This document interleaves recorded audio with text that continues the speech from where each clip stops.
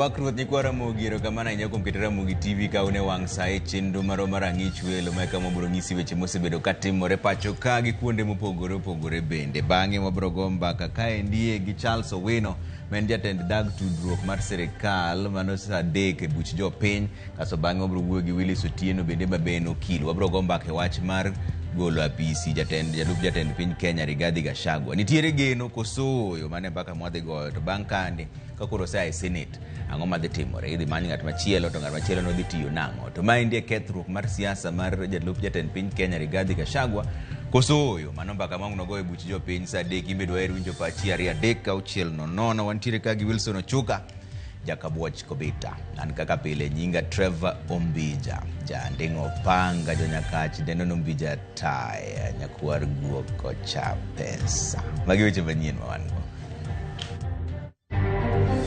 Constitutional threshold to impeach a deputy president is higher than a governor. So the standard is going to be almost like a criminal charge. Twak mar yalo wach mar golo apisi jalup jatend piny Kenya Rigathi Gachagua chakore juma manyien ka senators bende onyisi ni kik dhi e wuodhe pinje maoko. Ok ni golo conductor tiwe driver. Wachak process mar kaka wagolo Beruto mondo dhi dala. Gachagua odhi dala kabisa. Gachagua odhi dala kabisa. Bang' od bura golo apisi jalup jatend piny Kenya Rigathi Gachagua koro rito chopo e Senate. Penjo maduong' en ni to mbele chalo nade ne Gachagua. The system ma wanyalo godo kata timo admission onge. The system ma wanyalo kata discharge godo patients ma already admitted onge. En midhiero ne jotuo e moko kuom osiptende mag sirikal kaluo ni mar chuno ni gichul pesa gi giwegi eka migi thieth nikech pok orwakgi okumba mar SHA.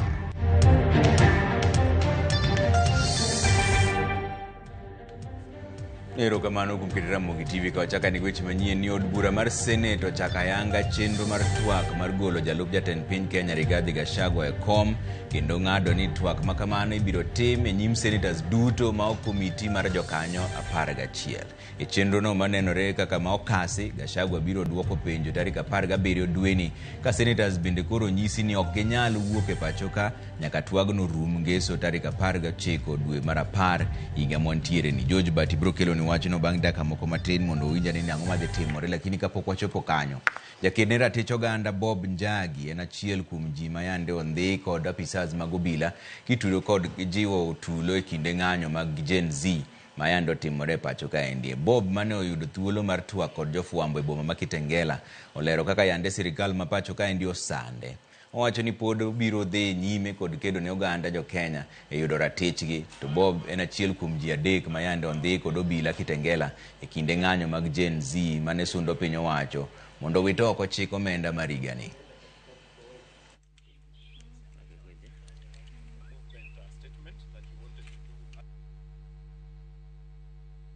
Their attempts to investigate the police have been distracted and hampered in order to cover up the truth. The Kenya police have violated the constitution severally, yet they are the ones who are entrusted with enforcing the same laws. The use of excessive force such as live bullets, water cannons, tear gas, etc., while concealing their faces to avoid identification has been the modus operandi. This only points to the reluctance of government to undertake any meaningful investigations that will uncover the truth and reveal those who have been sponsoring the goons. My colleagues then dropped me off at Railway's bus terminus, where I boarded a matatu to Kitengela for Kitengela. En route to Kitengela, the bus stopped at Mlolongo for some passengers to alight. It was then that 4 masked men, hooded men, got into the vehicle shouting, "Huyu ako na bunduki," while pointing at me.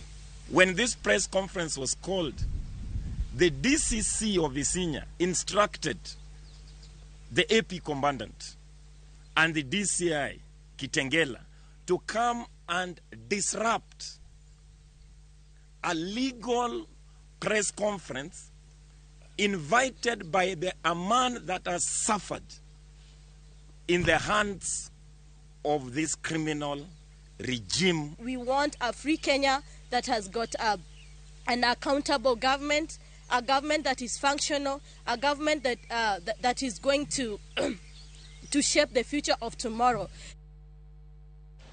Riwruok makedo ne ratich oganda e pacho kaendi, Kenya Human Rights Commission osundo riwruok mar piny mangima marango ratich oganda miluongo ni UN Human Rights Council mondo tamre yie gi kwayo mar piny Kenya madwaro ni okete obed jakanyo e kuku mar riwruogno. Riwruogno ywak ni Kenya oserem rito ratiro mar oganda kokalo e telo mar agoko, okang' mar obila rocho ratich oganda, mibadhi kod timbe mamoko ma ok owinjore. Kuku mar UNHCR ni kod pinje 47 marango rang'iny mar tayo ratich oganda e piny mangima. In the last 2 years, we have seen massive human rights violations with no accountability. In fact, when you look at the Gen Z protests, whereby, as we speak today, there are 60 or more Kenyans who actually lost their lives. But your guess is as good as mine. Have you had any case against any police officer? Please let me know. So the long and short of it is that based on the arguments that or the reasonings that we've given in this press conference, Kenya does not merit to have a seat at the United Nations Human Rights Council. Kenya okosebedo kaluwo orders me court. Gisetiyo marach kod sirikal kod DCI, gisetiyo marach kod Kenya Police kagi gichwalo kodo weche moko moneno ka ok beyo. Waneno ka nyithiwa mang'eny osehiny gi polise, imako gi, inego gi, moko bende wa Kenya nigi ntiekro nyaka chieng' kawuono. Koro omiyo haka Kenya Human Rights wamakre kod other civil society organizations wakwedo kendo wawacho ni Kenya onge good moral authority mar kwayo mondo bed a member of the UN Council. Jochiw thieth ma jopuonjre obago ng'anyo oko mar migawo mar thieth ka gidwaro mondo sirikal ochulgi osachgi moselewo kuom dweche 6. Kotelnegi kod jakanyo mar riwruok mar lakteche ma pacho kaendi Peter Washira, jopuonjrego oseyo migawo mar thieth kuom ketho winjruok mane giketo mar chudo dwe ka dwe. Gimedo ni okumba mar thieth mar SHIF bende koro nyaka umgi kaka jotije mag sirikal mamoko be.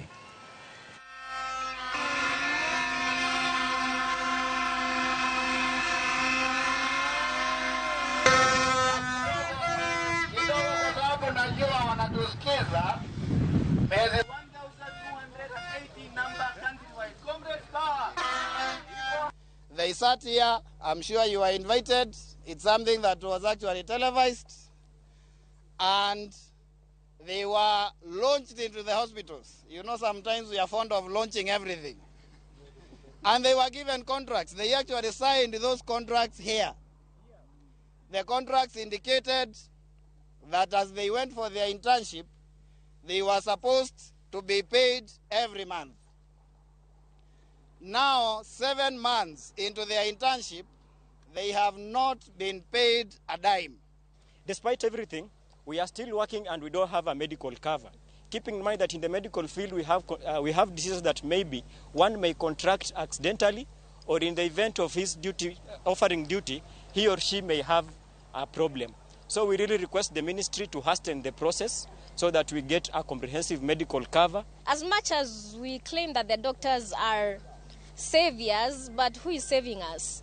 If we are going without food, we doing like 36 hours shift, like from morning till evening. There's somebody who doesn't even have money to buy food. So even during the ward rounds, as much as you're expected to learn, what are you learning when you're hungry? Jotuo manyo thieth e osiptende mag piny owacho e kaunti ma Migori chulo omenda mar thieth aching' kawuok e ofukegi. Maendi nikech ok ginyal tiyo kod okumba manyien mar thieth mar SHA ma nyocha sirikal oyawo. Jatend migawo mar thieth e kaunti ma Migori Caleb Opondi wacho ni onge kaka ginyalo rwako kata golo jotuo e osiptal ka gitiyo kod okumba ni mar thieth nikech ok oti. Gino momiyo koro chuno ni jotuo nyaka koro ti mana kod pesa aching'. Pek osebedo mar tiyo kod okumba no ni mar kata jopiny mikonyo gi nyamrerwa e ndikruok moko kuomgi to pod onge gomenda mag chulo okumba no. Our team registration process, and we are even using our CHPs, that is the community health promoters, manegweng kagi register in their households. And kise register, so you cannot go beyond registration. But the system mawanyalo godo kata timo admission onge. The system mawanyalo kata discharge godo patients ma already admitted onge. Nenore ni at the national level the system maybe ose collapse mama oknyal kelo nwa mondo wanek ni to wanyalo register patients nango kata mondo wanyalo discharge patients nango. Gavana ma Homa Bay Gladys Wanga ochako chenro mar yawo yanga klese mag jopuonjre mag ECDE maromo 163 mane oger gi sirikand kaunti no e ward Spring 4 kendo muonyo omenda maromo $163. Gedo mag klese ne jopuonjre mag nasari ne sirikand kaunti ma Homa Bay ochako dwe mar 7 higa ni e bwo chenro mar mong'ere ni ondoa mabati kaka yor neno ni jopuonjre mag ECD osome lwasi makare. Wanga mane otele chenro mar chako yawa yanga klese go e skund primary mar Sumbi Mixed kar chung od bura marangwe nokoni jopuonjre nyalo chako tiyo kod klese go ayanga koro.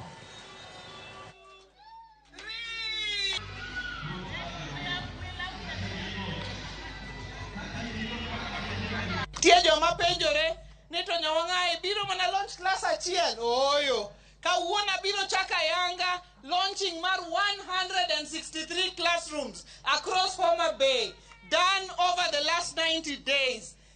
Ung'eyo ni Department of Education ka ene mokonyo piny. Mama kawuono wadonje buge madongo ndoko mondike nyingi jomoko. Kawuono Homa Bay County odonje buge no. Ng'ama nokwongo ndiki nyinge bugno thurwa ka iluongo ni Letomboya. Kano bedo gi lek mar infrastructure mokelo Homa Bay District Hospital, mokelo Homa Bay High School, ondowa kaunda classrooms gi. Nyikwaya mane bi nyuol game ka ne som kacha somo koso som. Wadonjore weche mag siasa ni wenge duto koro ng'iyo kang ma Senate dhi kawo bang' od bura mamalo chwalo paro mar golo jalup jatend piny Kenya Rigathi Gachagua e apisi.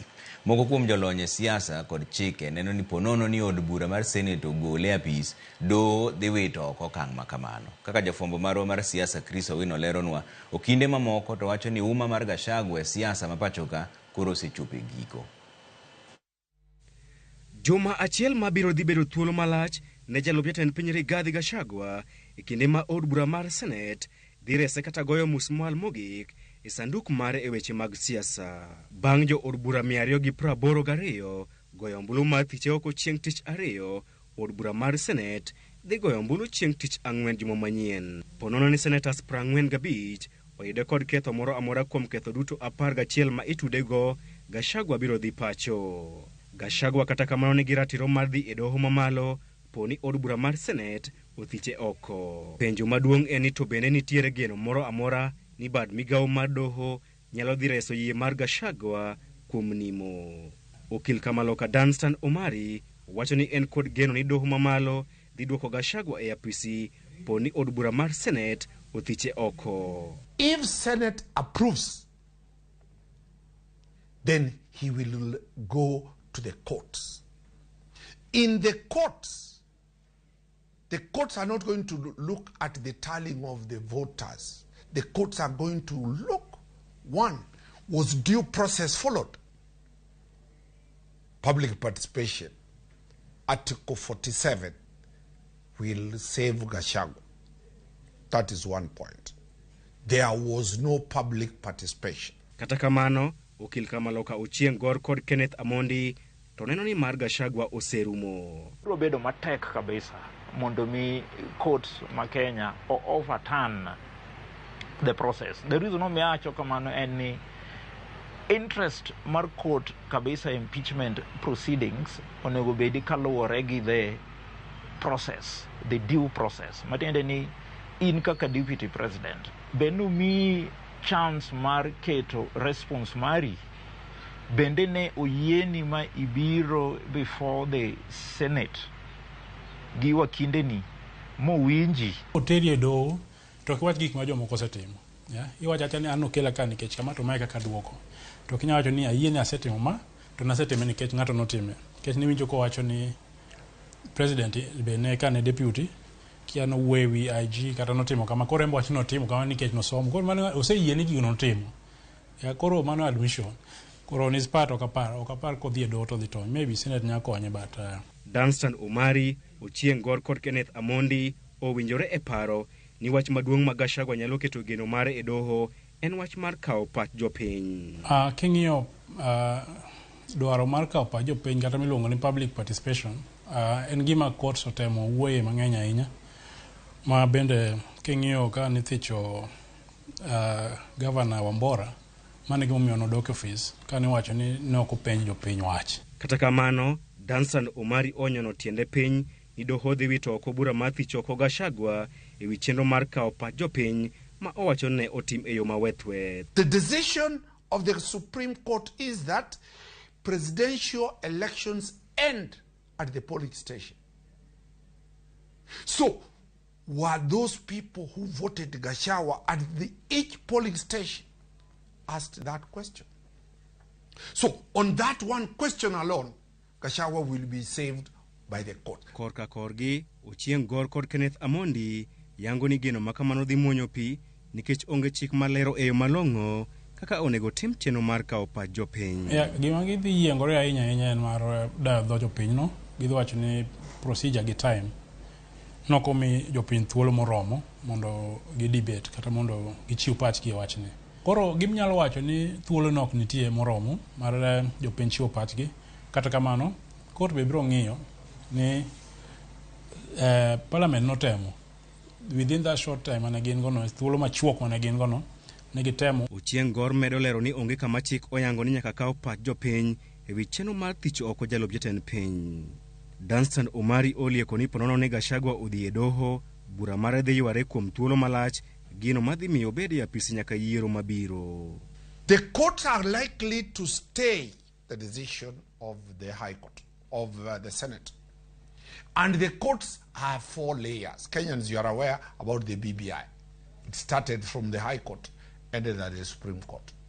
The impeachment motions for Wambora started from Embu County Assembly. It went to the Senate. Wambora was ousted. It went to the High Court. It went to the Court of Appeal. It went to the Supreme Court. By the time the Supreme Court was deciding the matter, Wambora had served his 10 years. So, we have now the drama going on with Kawira. The process started in Meru. It went to the Senate. The High Court stopped. Kawira is in office. When will this drama end? So those are legal avenues provided by the Constitution, and Gachagua is entitled to use them. E komachielo, Umari wacho ni kata ka od bura mar Senate othicho oko Gachagua kendo doho opuodho gol mare e apisi, chenro mar gole e apisi dhi miye mbi maduong' mar siasa. Chris Owino, Ramogi TV, Nairobi. Od bura mar Senate ochako ayanga chenro mar twak mar golo jalup jatend piny Kenya Rigathi Gachagua e kom, kendo ng'ado ni twak makamano ibiro tim e nyim senators duto ma ok komiti mar jokanyo 11. E chenro no manenore ka gima okasi, Gachagua biro duoko penjo tarik 17 dweni, ka senators bende koro nyisi ni ok nyal wuok e pacho ka nyaka twagno rum ngeso tarik 19 dwe mar 10 higa mwantiere ni. George Bati miwa ler mar wachni. Mana kaka yamb kalausi gedore kendo fualo lep gimoyude yore, e kaka nenore ka iriembo mapiyo twak mar thicho oko jalup jatend piny Rigathi Gachagua. We are going to handle a very heavy matter. We cannot have any senator heckling the speaker.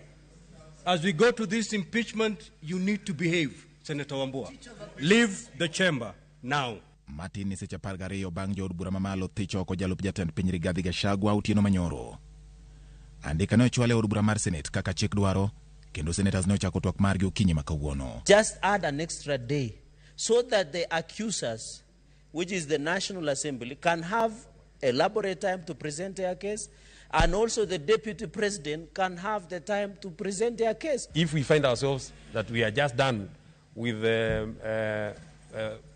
witnesses, both the accusers and the ones that are being accused, the defense team, Honorable Speaker, if you are not able to debate, then we can come the next day, debate and take a vote. We should not then hurry this process as we hurried the last process, and it's not that we hurried it because we wanted. Many members wanted to contribute.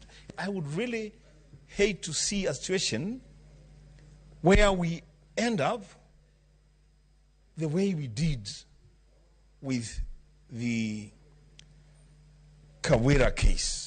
Kata obedo ni od bura mar Senate ne nikod thuolo mar yiero e kind chugo komiti mar Japar kod achiel mar nono weche momiyo koro ithicho oko jalup jatend piny Rigathi Gachagua kata twak e nyim jo od bura duto. We have two options as per our standing orders to either consider this matter by a special committee or the plenary. The motion before us, Mr. Speaker, is a proposal to the House that we select 11 of our members. Senators nokwedo paro mar chugo komiti mar jokanya 10 kod achiel. Kendo yiero ni seyo ma oketne Gachagua manyomiyo od bura mamalo thicho oko ibiro winji lela e kinde twak mar jo od bura mag Senate duto. Pursuant to Standing Order 71, the proposal for a special committee is defeated. The Senate will therefore proceed with the investigation of the proposed removal from office by impeachment of His Excellency Rigathi Gachagua EGH, the Deputy President of the Republic of Kenya, in plenary. Koyango lai ma od bura mar Senate dhi luwo e twak e wi thicho oko Rigathi Gachagua, Spika Amason Jeffa Kingi ochiko mondo karan mar od bura ochwal andika kawuono tich adek tarik 9 dwe mar 10 mar higani ne Rigathi Gachagua kod od bura mamalo mondo gibi gichop e Senate kinde ma ibiro dwaro mondo giduok penjo kotenore kod twak mar thicho oko Gachagua.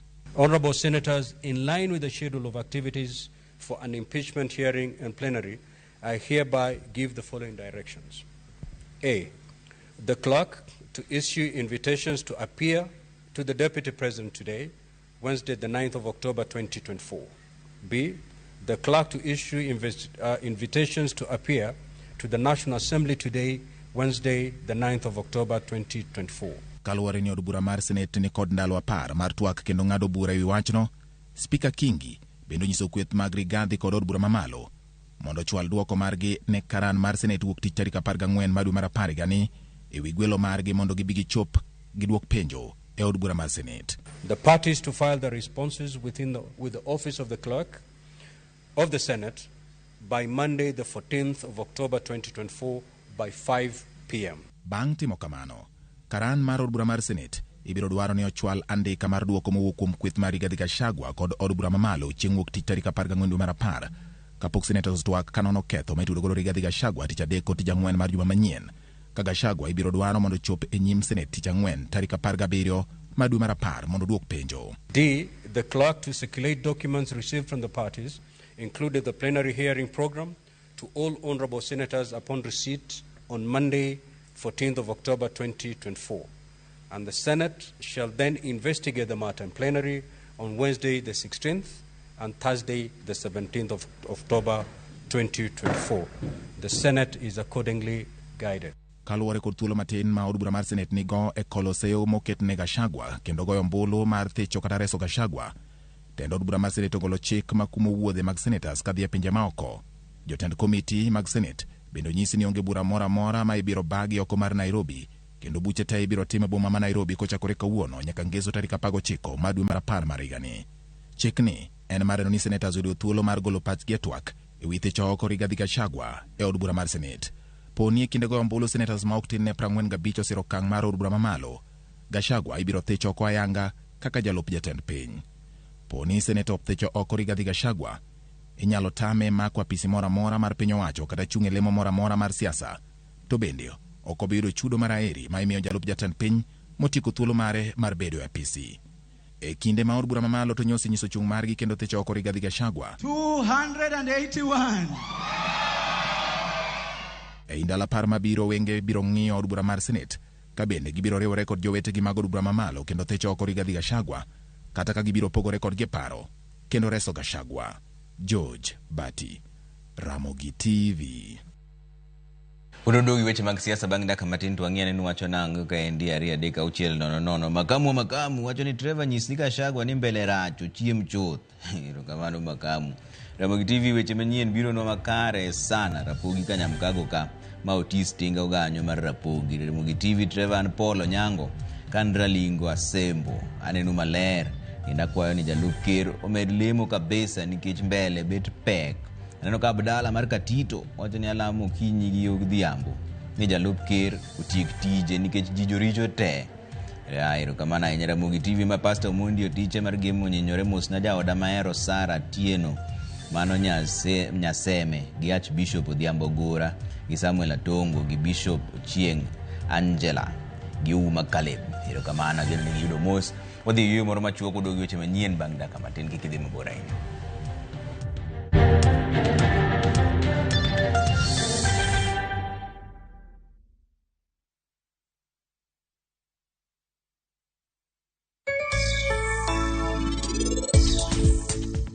Yakibed ng'ama hore nikech ibro pidhe to ibro chako neno matunda ne bang' higni 3.5 madhi 4. Mo mawuok yadhni en cholesterol free, onge kode duolo madino legeche mag remo makelo tuoche mag adundo. Maduong' maseneno, chweko kao sa mang'eny to kabiye gi lweta inwang' ka ng'eny mo dong'yo poke ka.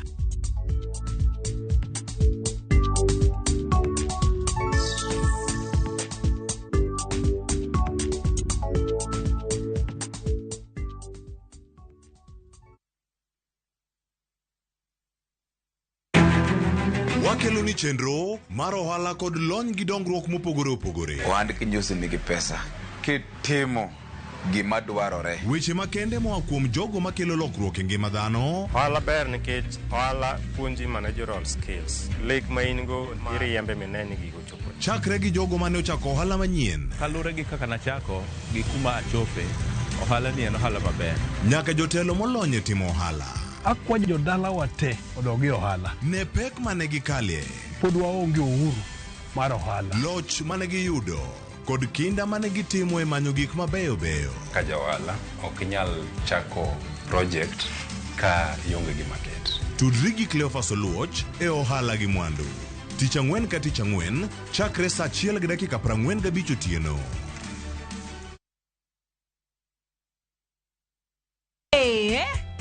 Imefika na najua unapanga kufanya shopping. Acha nikuibie siri sasa. Citizen Duka, the home of discounts, inakuletea this week's Mama Mpenzi package na inatoka Quickmart. 500 ml na Rumoru milk 104 down to 88 shillings. Quick Choice sugar 2 kgs 259 down to 239. Golden Fry cooking oil 3 liters 1050 down to 799. Soko maize meal flour 2 kgs mbili 268 down to 238. Ajab home baking flour 2 kgs 172 down to 159. Salt 1 kg 42 down to 39. Sunrise basmati rice 2 kgs 767 down to 636. Baraka chai 500 grams 245 down to 175. Packing bag 40 shillings. Ukinunua hii package ukitumia Citizen Duka utalipa only 2,416 shillings, meaning utasave 541 shillings. Piga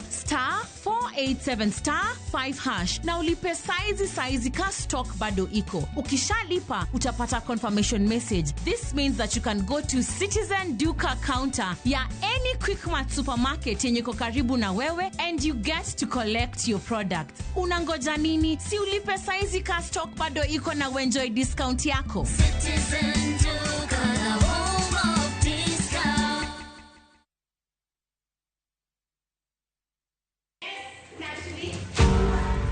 E chuny Homa Bay County, lokruok moro maduong' timore. Nwawacho ni genowa nyithindo som kama ler ni mano genowa. Ondoa Kaunti Initiative ok en mana chenro. En okang' miketo mar loko kit somo ne tieng' mabiro. We needed to have a rapid results initiative to do classrooms for our children.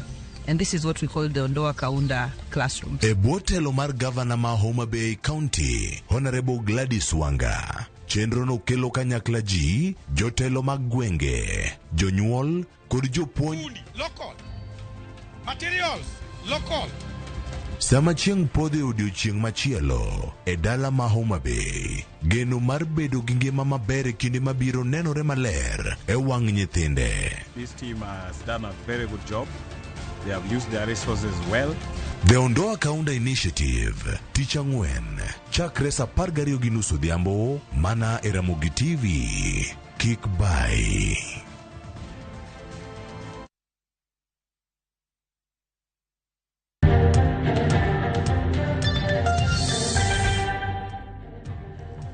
Erokamano kuom keto Ramogi TV ka wadhi ane mbele gi weche mag siasa ni doho ma Milimani biro golo ng'eto chieng' tich abich mar kaponi ogaye mar doho Martha Koome biro chuogo aput mar jong'ad buche adek mondo winj buche mag kwedo okang' mar thicho oko e apisi jalup jatend piny Kenya Rigathi Gachagua.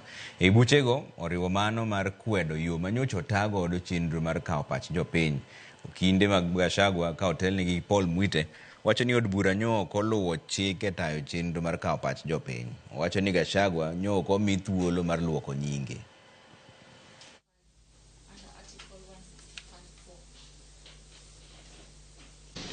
Okay, let's do this. I will. On the basis, Your Lordship, is that the National Assembly is now functus official. The invitations before you, Your Lordship, seeks to interrogate the conduct of that organ that is now functus official. How do you conduct civic education and take to the voters only one side of the matter, the allegations, before you give the subject of impeachment the opportunity to state? Then you take both the allegations and the answer to the citizens so that they can make an informed decision. When giving directions to accede to our request for this matter to be taken to the Chief Justice. Bang' od bura mamalo golo jalup jatend piny Kenya Rigathi Gachagua e ofis, oganda jo Kenya medo golo paro mopogore opogore kama moko siro to mamoko bende kwedo chenrono. Kata kamano moko kuom jo od bura manyo odok ne Gachagua wacho ni okang' margi mar kwedo golo jalup jatend piny Kenya Rigathi Gachagua e telo en nikech ok gidwa donjo e lweny manie kind Gachagua gi jatend piny. Walter Nyambaga nigi ler mar wachni. 281. E mbulu marom 282 mag jo od bura manyien siro thicho oko jalup jatend piny Rigathi Gachagua ok apisi. Kanyakla kod mago maromo 44 manyo rem thicho Gachagua osenyuolo mbaka malach kind jo od bura. Kama oting'o ja od bura mafunyola Wilberforce Oundo moko ni ok neno moromo monyong'e mar thicho Gachagua. Sikuona anything of substance ambayo ingetoshelesha the threshold ambayo inafaa itakikane for impeachment. Ndio maana nilisema haina haja nipige kura kwa mambo ambayo haifiki kiwanga kile ambacho inatakikana katika katiba. Mana kaka jo od bura mamoko, Oundo wacho ni od bura ok ochiwo thuolo mar ng'ado wach makare bang' Rigathi pedho neno mage ne od bura. Giko ni bende onge ler mochiw kod jatend piny William Ruto kata jalup ne Rigathi gimomiyo gilarore kata pogruok e kindgi. Rigathi Gachagua was being condemned even before he is heard, and the same process was hurriedly done during the public participation. Even during when he came to speak to us, people were making noise, and the speaker was comfortable with that. He never even called out the members to keep quiet. He just ignored. Hajakuja kutuambia wamekosana wana wapi. Rigathi mwenyewe hajasema wamekosana wapi. Na pia huyu wote ni watu wa UDA. Jopinye County Manyeri kanyakla kod aluora mar Masa mar Kenya masiro Rigathi umnono kaka od bura nyorem neno ni Rigathi ler kapamba mowinjore owe thuolo kendo dhi nyime kod tije. Tumekasirika sana kwa wabunge kwenda kuimpeach Rigathi Gachagua pale. Mimi kama mbunge wangu sijakutuma uende kuimpeach mtu. Hakuna kazi imenifanyia. Alafu unaenda kuimpeach Gachagua. Wewe Mr. President, tunakuheshimu sana, lakini sasa umekuja sana. Hiyo kiti ya Deputy President hatuitaki tena. Kama Rigathi anaenda nyumbani, usiturudishie sisi kama watu wa Mount Kenya. Pea Oscar Sudi, Kamket. Ilikuwa ni aibu tupu kuona wabunge au watu wameketi kuongelelea mwanaume mmoja wakati vitu za nchi zinaendelea kuharibika. E County Manarok, jopiny oseyo od bura kaluwore ni nyogi chopo e od bura e gisiro nyokod miyumo mar thicho Gachagua gino ma jopiny neno ni girem timo e kinde matwak mamulo ngima ginitiere. Lakini ingekuwa mswada ya kufanya marekebisho mahali fulani ama mswada ya kutengeneza kama ni barabara, bunge ingejaa vile ilijaa jana. We are very disappointed with you. Ningetuma kila mwanabunge arudi kwake na ile asiri ya kutoa Gachagua arudishwe Ashira kwa ground yake kuokoa mwananchi wa kwao. E boma Nairobi, moko kuom jodak kod jotelo okoni jo od bura nyoti makare mar manya chiel mar oganda magikoni koro nyocha chako duono. Absolutely no way you can be able to vindicate to invindicate an innocent man who is looked for his wealth very creatively, and then you come out and accuse him. Koro nikech okolu chik kaka dwarore, parliament otiyo gi teko momigi wach katiba mar golo mar thicho oko jalup ker. Koro no thiche kaka Rigathi Gachagua. Onge gimoro ni atini no thich jo Mount Kenya. Jo Mount Kenya gina ina jo Kenya kaka jo Kenya. E gweng' makaluo, jopiny thoth gi opoyo okang' mar thicho oko Rigathi Gachagua.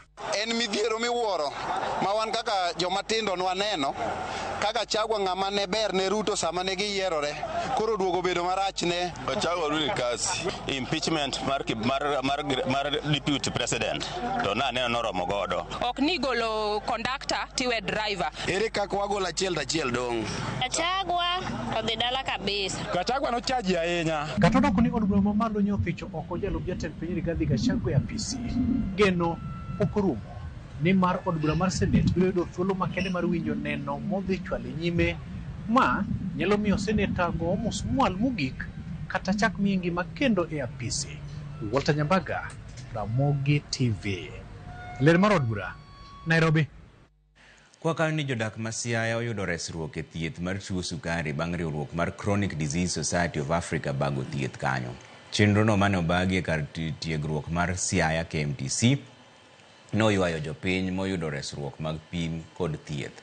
Jota chenro go nolero ni gikawo okang' makamano mar konyo jotuo mathoth ma tuo sukari osebedo ka hinyo ngimagi to ok ginyal yudo resruok mayot.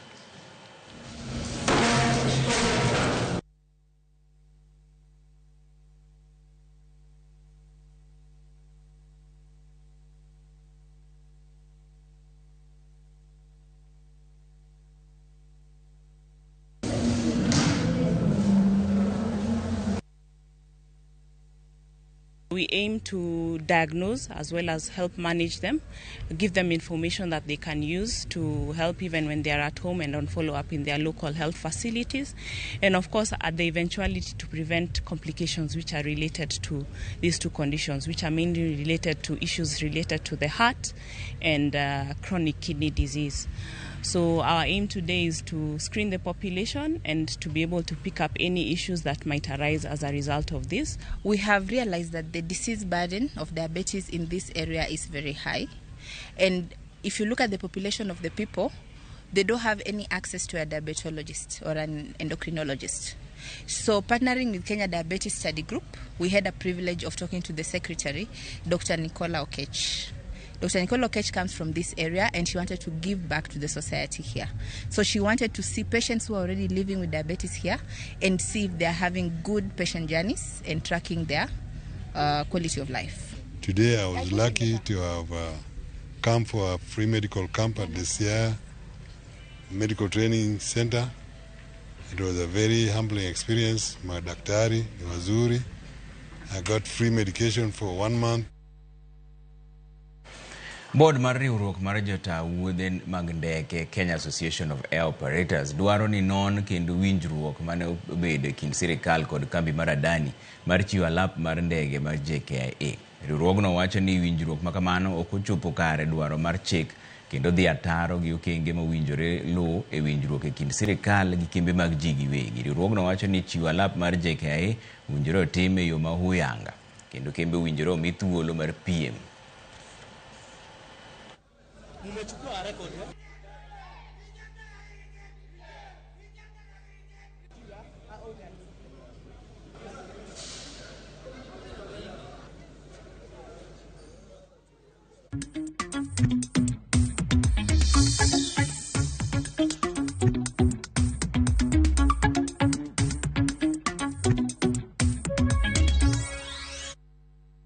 Odonjane weche mag ohala kaendi ni jopur kod jolony mawuok e konde duto pacho kaendi dhi nyime gi twak e wi ber mag rito kit kothe mag cham machon kaka yor rakruok gi lokruok mar chal mar kor lwasi.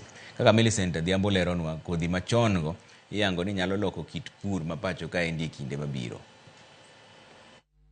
Edero mar kothe manyando Community Seed Bank e kaunti ma Kisumu, kama bende nyasi mar adek mar nyisruok ne kothe kod kit rito chiemo machon dhi e nyime. Jopur kod jolony obiro kanyakla gi dwol achiel mar puonjore e wi rito kendo nyayo kothe machon. Mayo jopur 2,000 joyuoro e nyasi ma higani gi siso mar nyiso kit kothe machon ma gin godo moting'o mag bel, kal kod mag alode mopogore. Biro mar kothe molos e lony manyasani osemiyo kothe machon lal nono, mae koro miyo jopur sani wuok oko mar kedo mondo oganda orit kothe machon gi mawachore ni e kothe manyalo kedo gi lokruok e futo mar chal mar kor lwasi pacho ka. Koro gin alode matinde sani ji ohero, to kendo gin alode mano mapidho chon, to kendo gin kothe mwanyalo yudo e yo marais kabisa, mok itiyo gi yedhe moko manyalo kelo sida kuom tuo matiyo biro yudo ni ji oyudo kansa, ji oyudo ang'o. Kaka yamo lokore ni iyudo ni kotho kipuro bel kata kal machon to iyudo ka bel gi kal no timo maber moingo oduma masani. Kopogore kod kelo chiemo moromo, jolony kod jokanyo yango ni kit kothe machon gi nigi ndhadho mowinjore ne del kod ngima dhano manyalo konyo e geng'o tuoche moko mopogore. Kothe machon gi be nigi nutrients ma gikonyo go del, gijiwo del, gikonyo tuoche mopogore opogore kaka tuo mar kata kansa gini, gikonyo kata mana tuoche kaka mag sukari gi. They are very resilient, so they're not only the crop for today, but they're also the crop for tomorrow. They can improve the health of people, they can be grown under agroecological and agroforestry systems. E sama jopur biro kanyakla mar sumo paro kaka inyal ket chiemo moromo pacho ka kokalo kuom kothe machon mag nyaluo, yamo mar kelo lokruok e sekta mar pur bende kutho mar neno ni alwora marwa onyuolo chiemo moromo gi kit pur makare. Kaka mipango ma sirikal oketo kaka mar golo chik mawacho ni ok ginyal share and exchange seeds. Koro wa expose farmers wa to these issues mondo ka giseng'eyo to gibro take control of their indigenous and genetic resources. Kwa promote indigenous food, it means ni demand mare ntiere. Kaka sani kwa sensitize ji ber mar kal, ber mar bel gini, matiende ni demand mar bel gi kal dhi increase. To ka demand ne o increase, matiende ni nyaka pure. Mana matiende ni kodhi ne nyaka yudre. Koro mano e the long term goal ma wan go. Geno koro nitie ni kokalo e nyasi makamagi, paro ma oganda sumore biro miyo kothe machon mag nyaluo ok bilal to gibiro nyuolore kendo ginya ka chike mopuch bende ibiro losi mag bero sekta mar pur pacho ka ne ngima makiny e yor nyayo chiemo moromo. Millicent Adhiambo, Ramogi TV, Nyando, Kisumu County.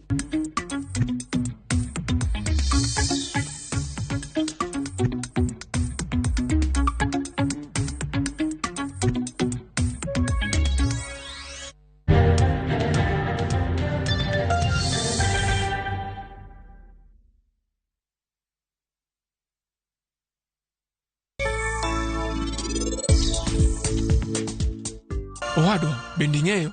Mano ranyisi moa kuom Nyasaye. Tema ne paro wachni, obiro India, to kendo uchako uromo. Seher, anayudo visa. Mayie yawa Nyasacha. Anamor ahinya, koro an gi kwe. Yay! Ineno, donge an nawacho ni? Really sorry. Kiwacho adier, an gi tich moro malong'o ahinya, koro an ok abibiro. Ok abibiro e nyombo mari. To ok abibiro nyaka e arus.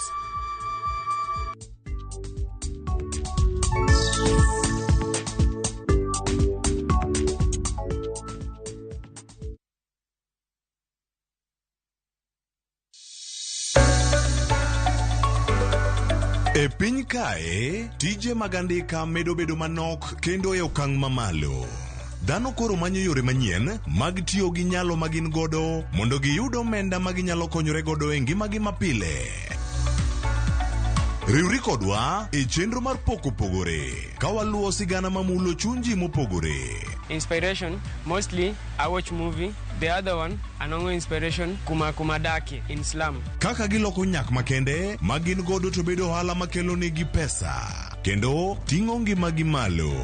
Inyalo tiye kambi, iwuoni tiyo matek to msara en mana macha. Poko pogore. Tich ang'wen ka tich ang'wen, saa 2:30 okinyi. Mana e Ramogi TV. Kik bai.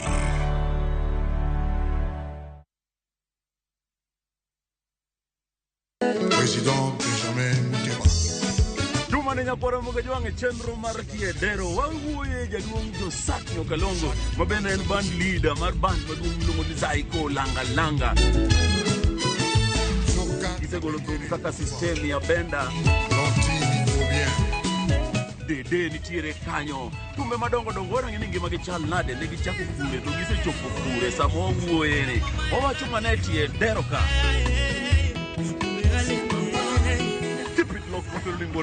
Pink design see you there.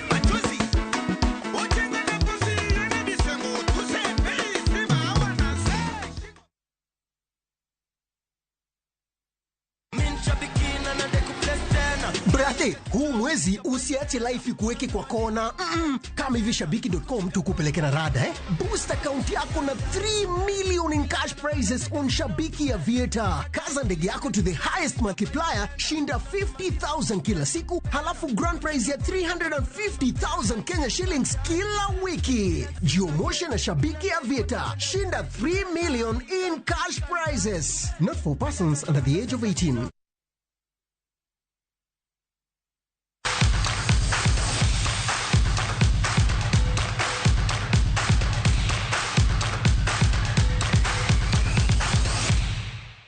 Weche mag tuke piem mag riembo ndigni mag laro simbo mar Afrika nochakore ayanga kawuono e boma ma Eldoret. Piem mokwongo nochakore saa 3 okinyi kamano e rang'iny mar rowere maraga.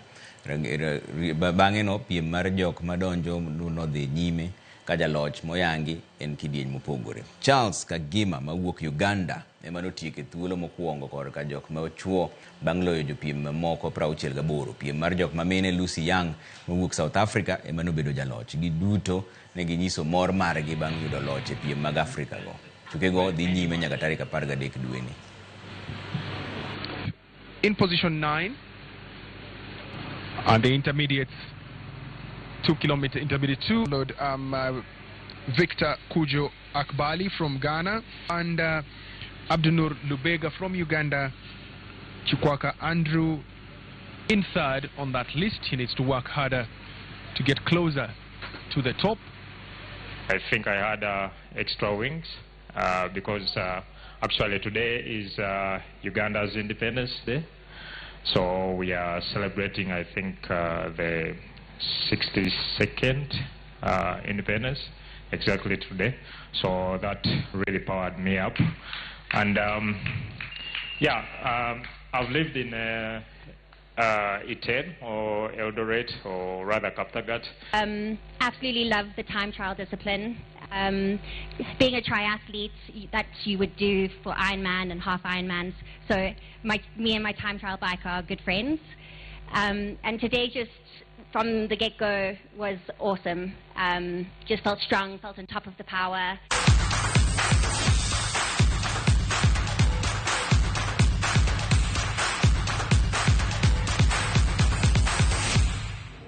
Bas kanya seo yie to bro duogo kendo saa 3 on gi Wilson Ochuka jaka buoch kobita kaka jaloko marwan kaka pile nyinga Trevor Ombija jandingo panga jonyakachi dendo Ombija taya nyakwar guok ocha pesa wanere saa 3.